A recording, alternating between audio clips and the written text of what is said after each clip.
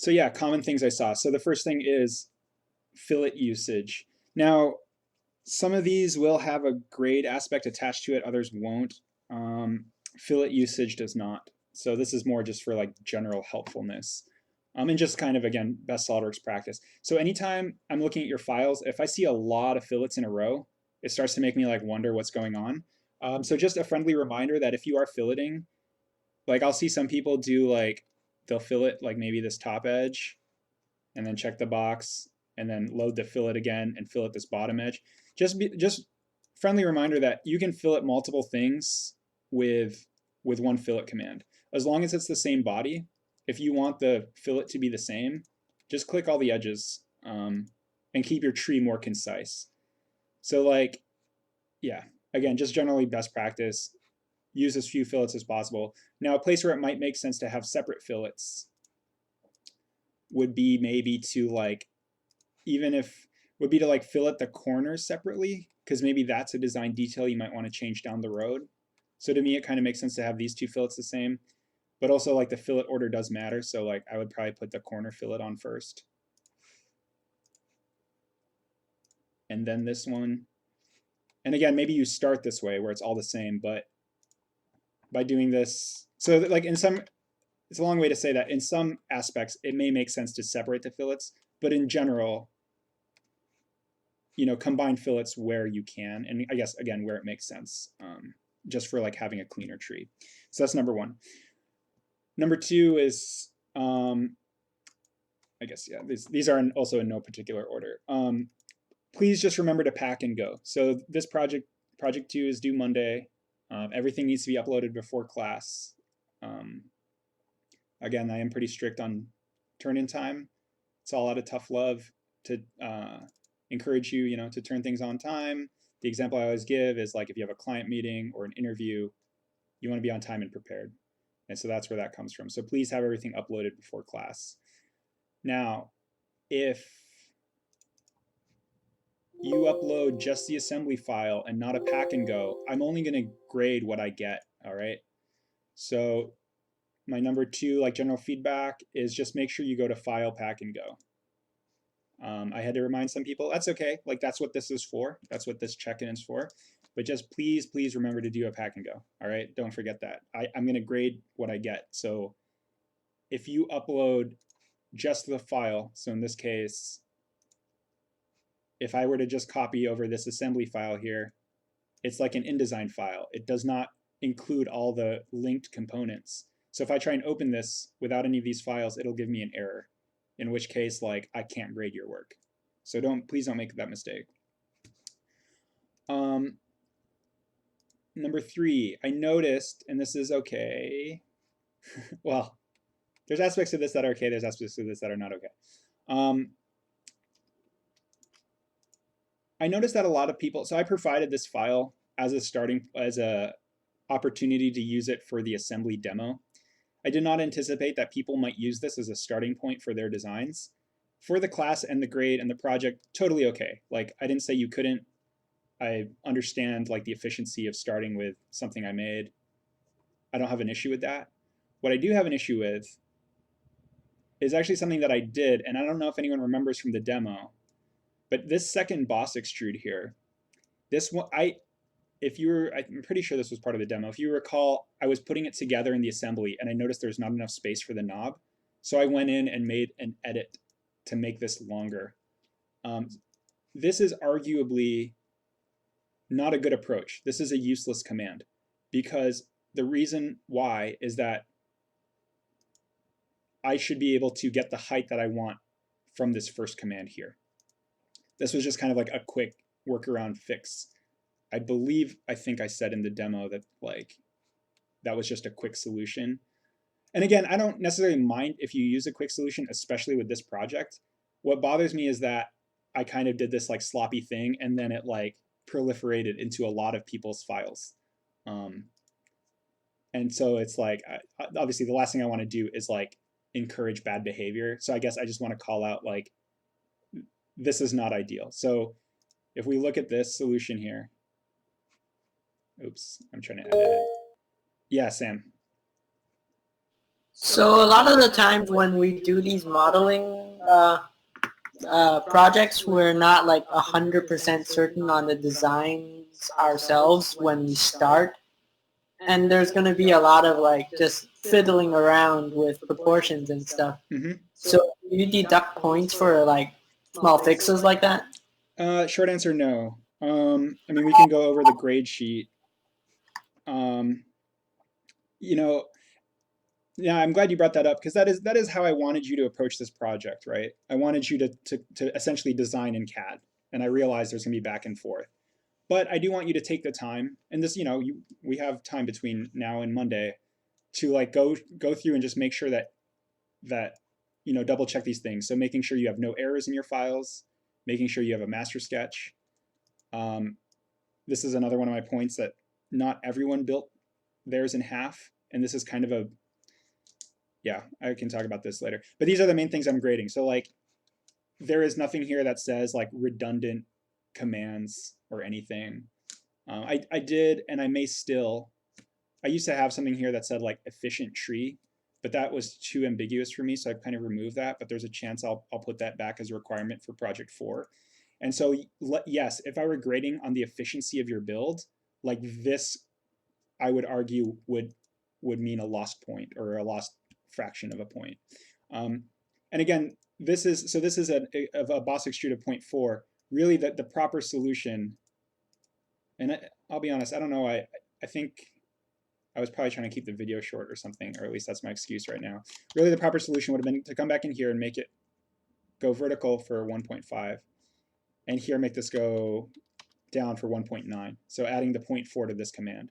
And I mean, I think that's maybe the main takeaway here is in SolidWorks, if you can get into habit or remember that you can edit commands, and you'll see this will be some feedback for one-on-one for some of you. Just remember that you can come back in and edit commands, and that's always going to be the better. I guess I shouldn't say always, but in general, that is the preferred method in SolidWorks and the best practice is editing a command as opposed to adding on to it. But again, to your point though, Sam, it does depend on the situation. If you're designing and exploring in CAD, totally, just keep adding on to the bottom of the tree and pushing and pulling. The kind of editing a command is more of like a tighter way of working. Yeah, Sam. So you mentioned you added on that little bit at the bottom for this model. Mm-hmm. You said you should have set the height with the first command, with the first extrude command. Mm-hmm. But the thin feature slot that you sliced halfway through it, I assume was a mid-plane slice when you did the like extrude cut. Mm-hmm.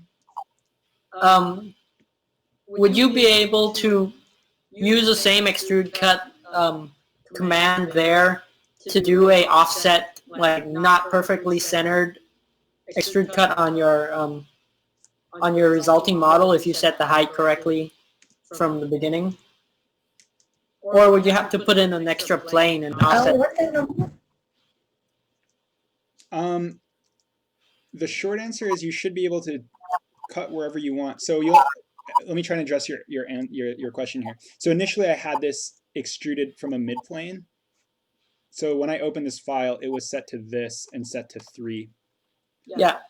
And you'll notice that when I went in to edit it, I changed it to blind and set it to half of 3.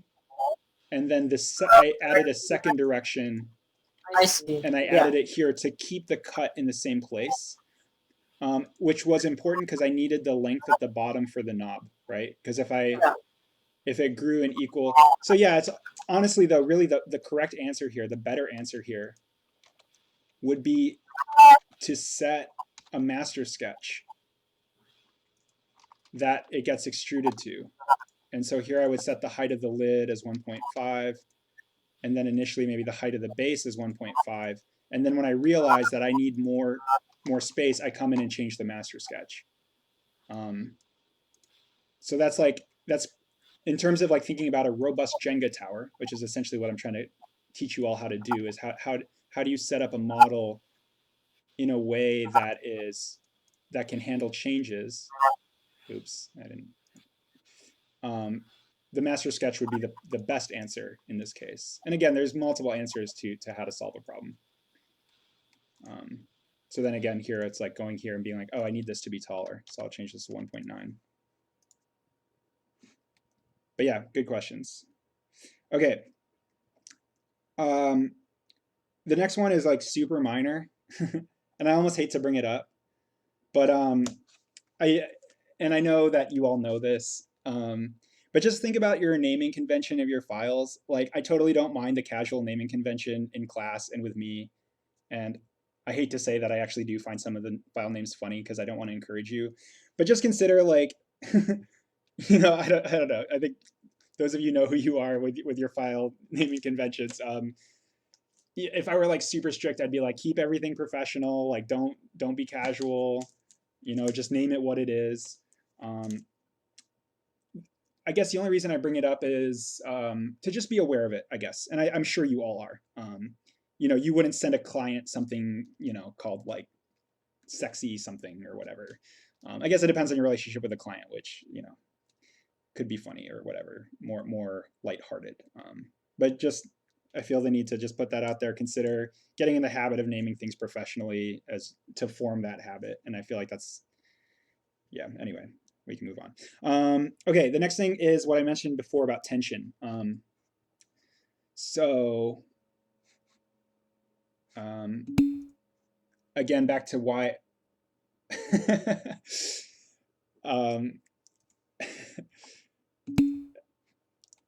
back to why I made the base longer. And this is this is also not graded in this project, but it will be in projects 3 and 4. Is like basically considering the realism and like the spacing and for the components and stuff, but it also gets to like, what I was talking about earlier with tension.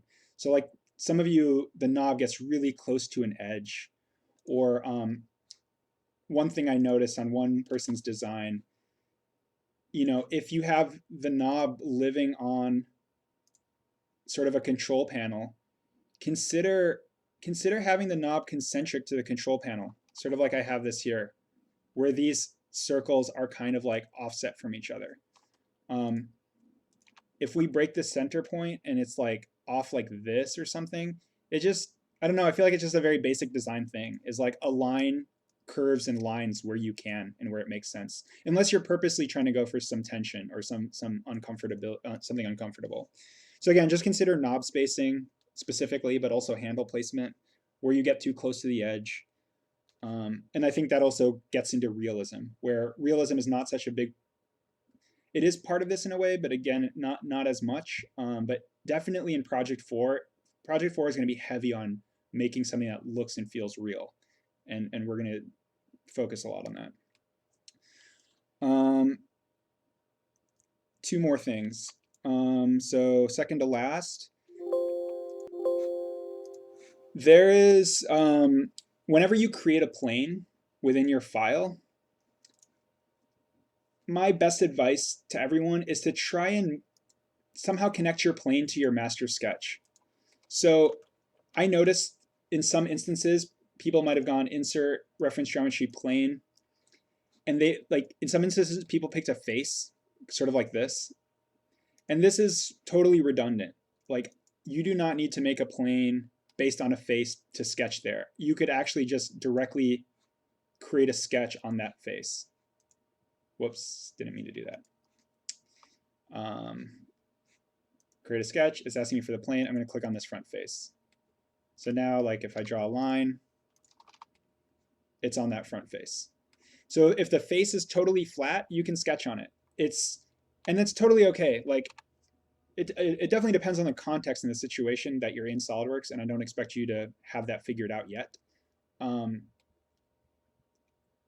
I think in general, it's, if you're trying to like do best practice and get in good habits, trying to keep sketches to planes will be better for like robust Jenga towers, back to that analogy over and over. But sometimes it is quicker to just select a face and put a sketch on it. So determine for you in the situation. What I don't want to see is creating a plane based on a face, because that's unnecessary. Better for creating a plane in this situation, so I'm going to edit the feature here, would be to base it on the master sketch. So in this case, I might select this line and this here, or create a brand new sketch to base the plane off of, which I realize may also feel like a redundant step. But the reason why basing a plane on a sketch is better is especially the master sketch, is like there may be a situation where, if I go back up here and decide that I want the front face to be curved, and now I lost my orientation. So maybe I want to put like a curve on here and cut it.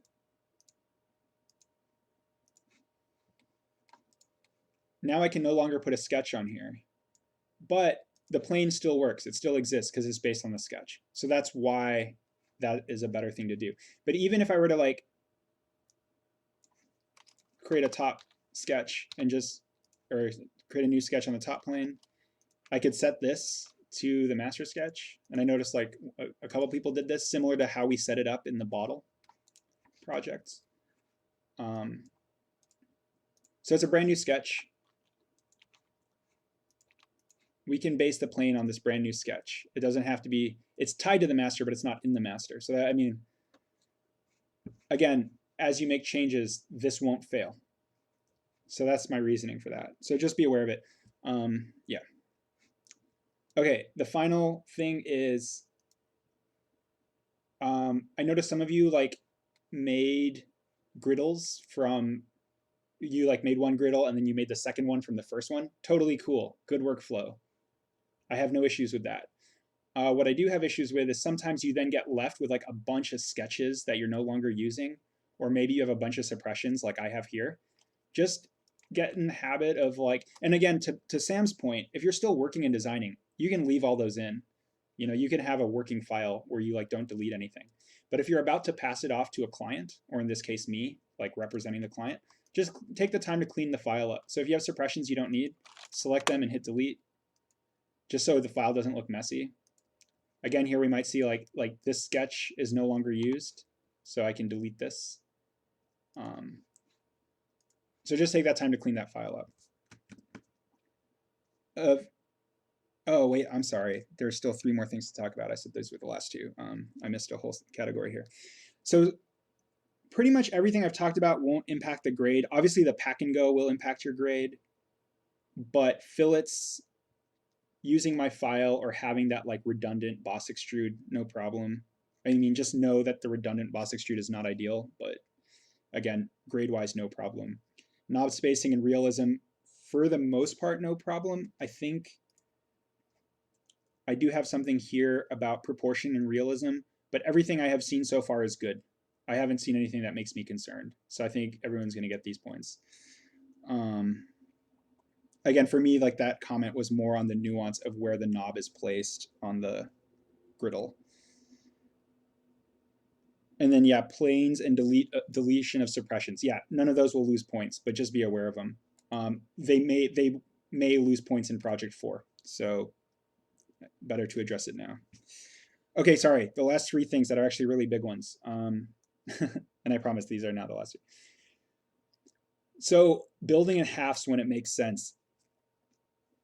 Basically, if your griddle is symmetric and it's not built in half, you will lose, I think 0.6 points here.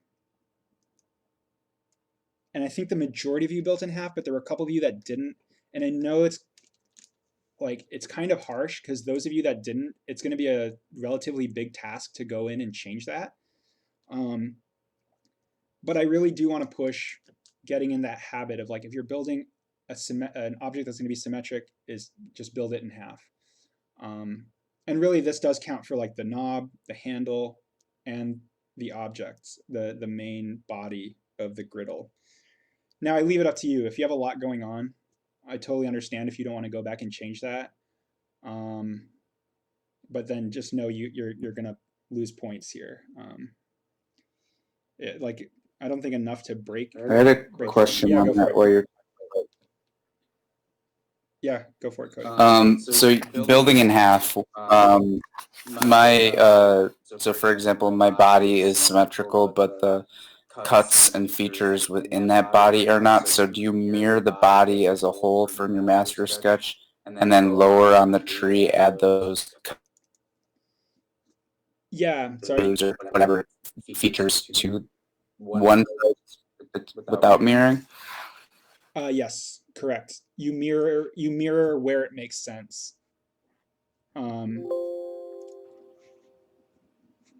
So I think yours, let me look. Right, correct. So you do everything, and this is some of my other feedback. This is not, actually, I haven't considered this, but for some of you that I think, no, for me, it's just generally, did you mirror it? And I think I'm just going to grade it at that surface level. If I were to get more nuance, though, I would consider grading and doing fractions of points, so not the full 0.6 off, but like if you have the mirror in a non-logical location, or if you have multiple mirrors, I might want to think more about that and maybe. But yeah, to your point, Cody, this you have it asymmetrical because you have the knob only on one side. So yeah, you mirrored it at the right place. And again, I plan to go through all of your work and give feedback. So like if I noticed, I made a note if I noticed the mirror was problematic. If I yeah. So is a mirror requirement then? It is if it's if it's symmetric. If the object Okay. is the same on the left as it is on the right, I want to see a mirror command in there. Got it. I may take off like 0.3 points, and I'll give you all a definitive answer by the end of class, so you all know. Like I'll decide. I mean, if we talk about the grades real quick, or the grade sheet, essentially, like I have this written down somewhere, but each of these are worth 0.6. And it just works out with the number of, so I'm essentially grading a handle, a knob, an assembly, and the griddle body. So those are 4 things. And then in each of those, I'm looking for aspects of this where it makes sense. So obviously the assembly, only these aspects make sense. In the 3 parts I mentioned, these make sense. So essentially each of these are worth 0.6 of a point. So there is a chance that you do mirror, but you might lose half of that 0.6, 0.3. And I'll make a note now to give you all a definitive answer by the end of class what that means. I want to take one of the breaks to think about it. Like whether it means that you should have had the mirror happen lower in the tree is a possibility, or whether like you have repetitive mirror steps where you should have just had one. But again, I plan to talk about this with individual people as I go through.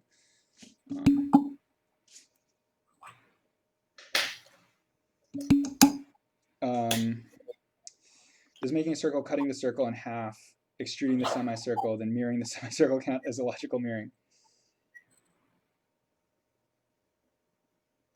Cutting the circle in half, extruding the semicircle. Yeah, that sounds illogical. I don't know if that answers your question, Sam. If this is specific to your file, I'm happy to look at it and let you know specifically. I mean, if I look at my notes for your file in particular, I did not make any comments on mirroring for you. I will say though, obviously, I'm totally human. I do my best to catch everything. Please don't take everything that I say as, there is a chance, it is possible that I will miss something in this review that I will catch when I actually grade. So if I did a mirror in my sketch, instead of doing it as a solid body, if it was a half sort of thing, would that be bad? Because I used it for a sweep that went all the way around my object.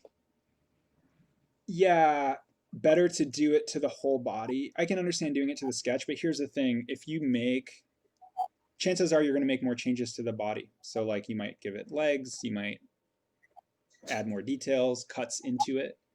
I'm trying to think, someone did have a sweep that went all the way around. Let's see if I can find this real quick. And I could open it. But again, this is where it would be helpful if you're curious. I mean, I know it's a lot of lecturing and a lot of feedback from me, but I do think you can all learn from each other, even if you didn't make the mistake. But yeah, Graham, the short answer is better to do it to the body. And more so, again, it's more, there's somewhat of a convoluted requirement here that I admit. it is all for trying to get you all on what I see as the right footing for like good SolidWorks practice down the road. Files that are, in the grand scheme of things, these files we're working on are relatively simple. And I think you could make an argument to not build them in half. Like, honestly, my file, if I'm being totally honest, I don't think, like, something this simple, I don't think, you know, any of my, you know, friends or whatever would build this in half. But again, the reason I'm doing it is to show you, like, just get in this habit now, and, you know, break these rules later. Sounds good. Sam, to answer your question on logical mirrors, that might be best. Like, as I go through and give people mirror feedback, you'll see what I deem as logical, not logical. But I mean, if I try and put it into a sentence, like, if the object is symmetric, it should be mirrored somewhere. At least, again, just for this class, just to get in that habit.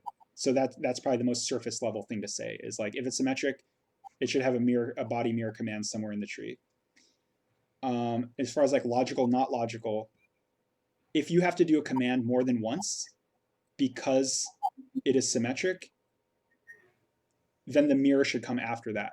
So if I'm cutting like perforations here, and then I have to come over and make a new command to cut perforations here, or if I'm like extruding feet here, and then I have to come over and extrude feet here, like, chances are that should have happened before the mirror. And I remember in the examples here that I will have some feedback of like where the mirror could be located more logically. So I'll try and call attention to that when I get to it. And I think those real world examples might be better. Or real, quote, real class examples. Yeah, the halves is a hard one to talk about because there's a lot there. But again, I totally get it. Judge for yourself. Like, yeah, you will lose points, but it shouldn't break your grade. I mean, you can still get an A and lose those 0.6 points. Wait, so if we find it illogical to build in a mirror, can we like filibuster you or something? I mean, if it's asymmetrical, I'm not going to take points off. And for the most part, I'm judging this as left to right. I wrote some like question marks of like, could this have been mirrored top bottom? But I think, yeah. So you can definitely challenge me. I welcome a discussion on it. Unfortunately, I have final say as veto power, but yeah. But no, honestly, like, yeah, please, please do. I feel like I filibuster myself every class. Sorry to everybody for that. No, I'm kidding. Okay, cool. Yeah, if more mirror questions come up, let me know. Okay, the last two things, and we can take a break and then come back and dive into just the one-on-one feedback. So there was a couple questions, I feel like, last class on like lofts and how to do a loft and how to incorporate it. And this is what I could come up with as the simplest requirement for a loft. So if you're someone that doesn't know how to work it in, now, let me see. Please, I don't want to give you a cop-out. And I think a lot of you had good logical lofts, and I appreciate that. But I also realize that some of you, just the way your design was, the way your inspiration language was, the loft didn't make sense. This was mainly spurred by Maddie's question. So I put this like really rough demo together, mainly initially for Maddie, for how she might be able to incorporate a loft into her design. Let's see if I can quickly pull it up just for context.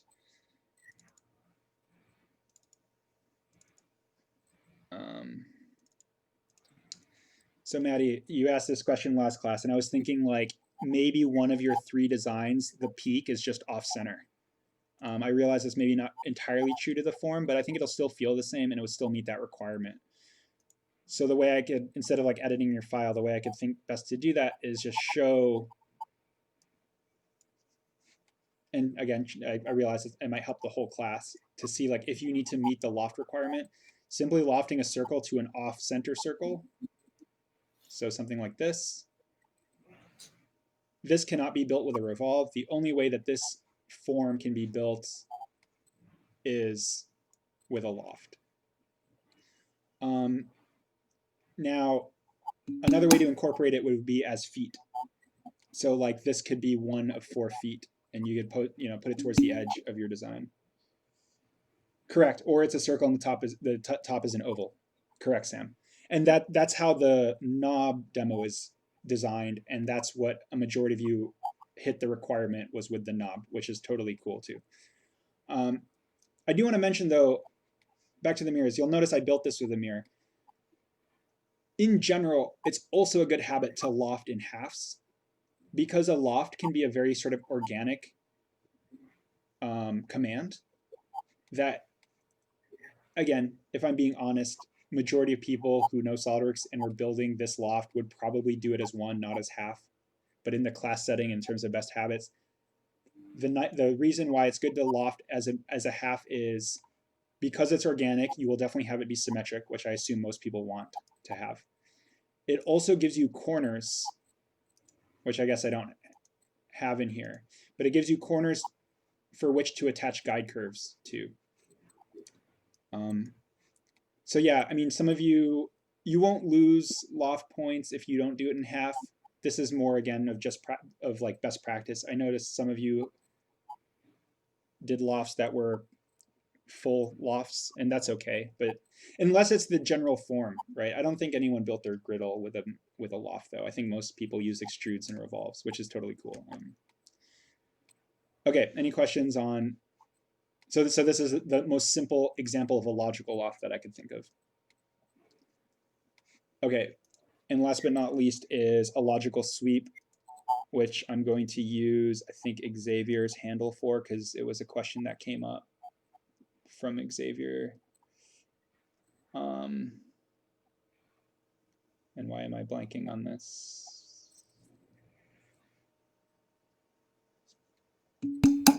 Pacheco, there it is. Yeah, thank you.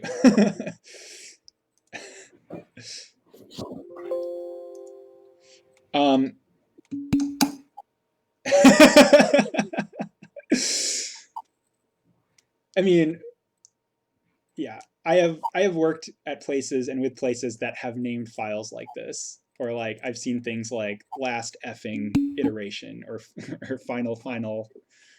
But again, the worst thing you want is you don't want to inadvertently end up sharing a file with a client that has a name like that and you miss it.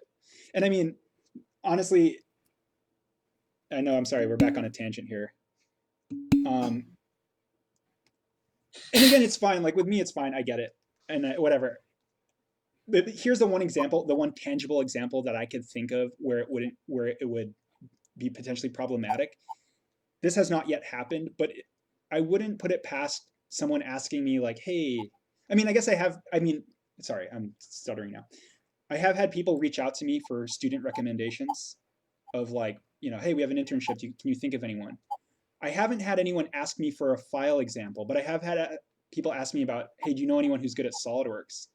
And so there may be a situation where it's like, oh, I'll just send them this like pack and go assembly they gave me so that, you know, they can see like, yeah, here's this student, they're good at SolidWorks. Check out this griddle they made. And like, I don't think to check the the names of the files. Like that's a one, like it's very obscure, but it's a one tangible example I could think of that could be potentially problematic. Okay, filibuster aside. The sweep, logical sweep, again, the reason I'm bringing up Xavier's is because it was a question that was asked, and I like your solution, Xavier, of simply just, or I like the solution because it's what I recommended, but you executed on it well. Just consider adding like a horizontal element to your sweep, right? So like just ask yourself, could this be extruded? And I think I tried to catch that. I might have only caught one. I think the sweeps were all more successful. So just be aware of that. Again, the thing here is adding this like grip detail this way. Okay, any questions on any of that stuff?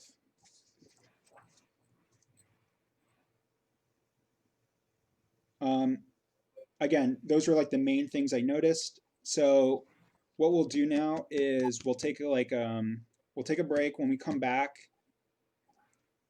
does anyone want to volunteer to go first for feedback? I'm going to stop the recording now.